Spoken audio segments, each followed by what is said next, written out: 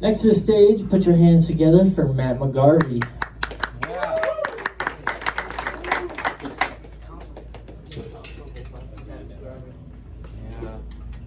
The OG.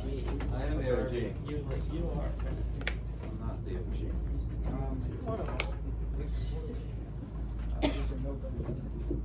Hello, everybody. Hey, can I move this real quick? I don't want to fuck with it. I just want to make sure I'm in the shot, man. I gotta. Excuse me. It's like There you go. Yeah, I'm a tall one, man. All right, everybody. I wrote a book. It's called The Song Found a Cloud. I'm gonna read a passage of a chapter in it. It's if you want to buy the book, if you like my performance, it's $15. Basically, the aliens brought the coronavirus to our dimension through black holes, of course. It's only like a 5-minute read, so don't worry. You should be worried though, because I gotta find the fucking page. Okay, I found the page. Okay, thank you, everybody.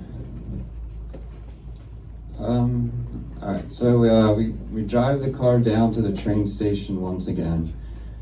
Get on the regional rail into Philly with plans to get off at the Jefferson Station shop. We share a pair of headphones, one for each of our ears, so we can hear music at the same time. We have so much in common with our taste in music. We want something exciting but also relaxing. We chose to listen to Modest Mouse. Lyrics boom in our eardrums. When you get to that promised land, you're going to shake that eye's hand. We are now in taking messages from music together, not just on our own. We gobbled up the song and we switched it over to the Flaming Lips next, song choice of the Gash. Will the fight for sanity be the fight of our lives? It was ideal for this day. We were indeed preparing for battle. I almost cried just knowing that Lily likes good music. The mainstream population of, I'd say, 9 out of 10 people listen to simply trash. It's always exactly the same artist. To find someone who doesn't requires a shovel, in which case you use this shovel to dig, dig, and dig. Further and further until you're able to reach someone buried 6 feet deep. And then you must pry open that nailed casket and pray to God that the half-rotten skeleton has even heard of Radiohead and not just the song Creep. That's always the worst.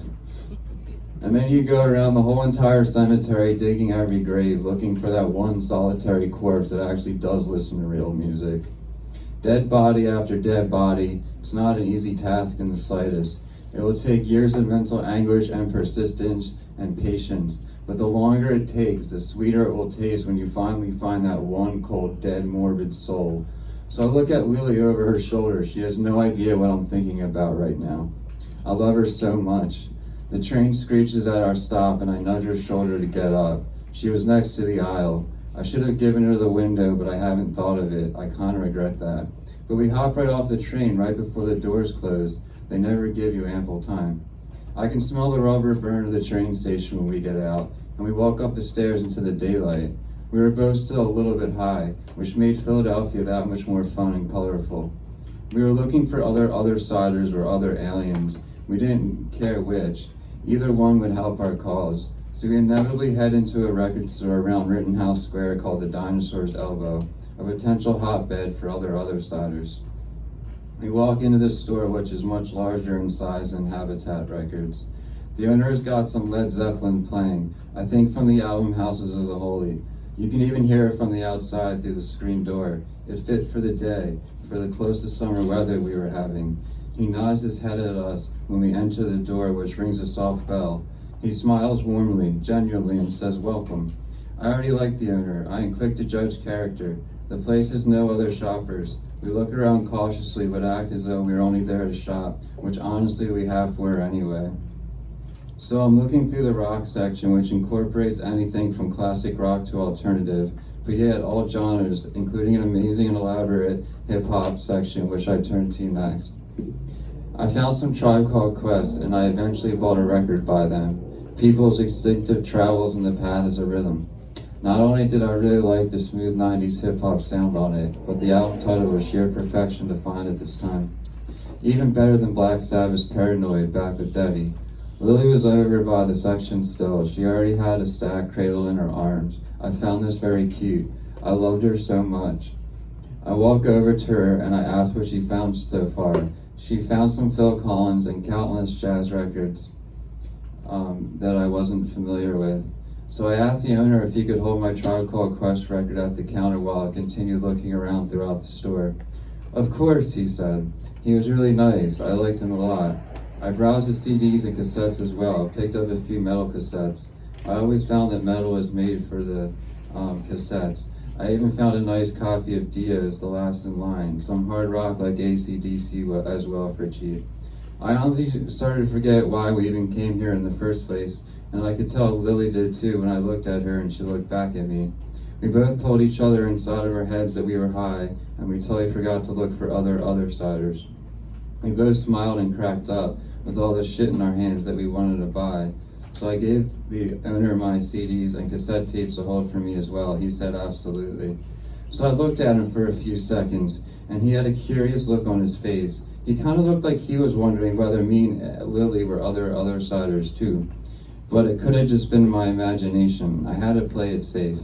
I had to come up with a plan. I walked over to Lily and I whispered in her ear holes, "I think he's one of us, Lily." I motioned back for her to look at the owner, and the owner called us right in the act. So now suspicion was all around in the air. The owner joined our telepathic conversation. Now, telepathy doesn't work exactly 100%. You get the general idea and vibrations from it, but you cannot hear the specific words. This is the secret of us other-siders. So we telepathically communicated with the owner. All three of us were staring at each other, on edge now. "I can see you're one of us, man," I blurt out loud. He laughs. He says, "Yeah, man. Wait, what do you mean by that exactly?" So now we had him hooked. The thoughts were physically in the air now. No going back. If I remain casual. Nothing, man. "Hey, what kind of music you like? Do you like that Tribe record I got you holding?" "Yeah, of course I love Tribe, dude." "Well, I guess I'm on my own instinctive travels then, man," I respond. Lily breaks the awkward silence. "We love you. You should join us after you close up shop." "When do you close?" 6, said the owner, right away. It was a little past 5 already, so we decided to peruse the store for a bit more, and then we finally had the owner officially captured in our mess. Thank you. Yeah, that's everything. Okay, thanks, bye.